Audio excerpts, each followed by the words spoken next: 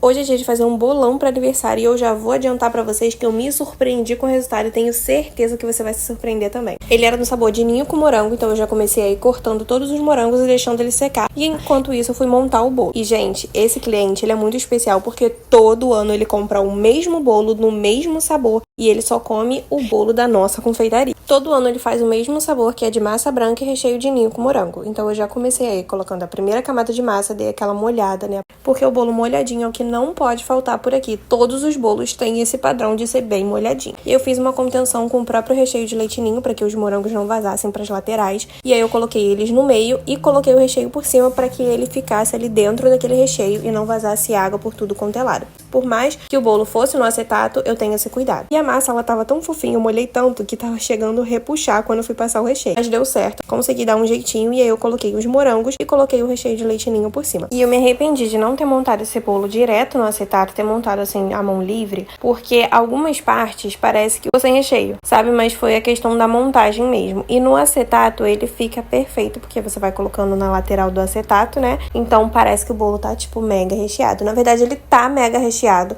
Só que, aparentemente, ele não ficou por conta da montagem. E vocês podem falar, mas você é profissional, você tem que saber montar um bolo direito e tal, não sei o quê. Mas eu resolvi aderir a essa técnica de montagem à mão livre há pouco tempo. Então, eu tô me acostumando ainda, principalmente com esses bolos maiores. Mas foi uma partezinha só, o resto ficou praticamente igual. Vamos à decoração deste bolo, que ficou maravilhosa. Primeiro, o cliente falou assim, não precisa de decoração. Eu falei, meu querido, você está falando com uma pessoa que gosta muito de decorar um bolo. Você vai decorar sim, tá entendendo?